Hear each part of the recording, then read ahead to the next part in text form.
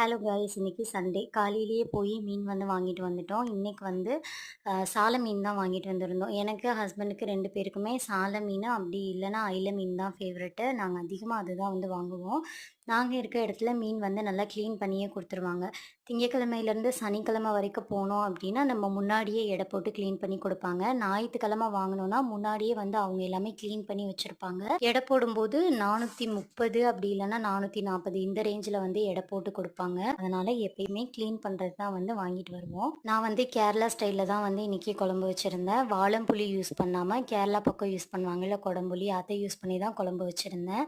மீன் குழம்பு வைக்கும்போது லாஸ்ட்ல வந்து கடுகு, வெந்தயம், அப்புறம் குருமிளகு இது 3யும் வறுத்து பொடி பண்ணி போட்டோம்னா டேஸ்ட் வந்து சூப்பரா இருக்கும். நீங்களும் ட்ரை பண்ணி பார்த்துட்டு எப்படி இருந்துச்சுன்னு மறக்காம கமெண்ட்ல வந்து ஷேர் பண்ணுங்க.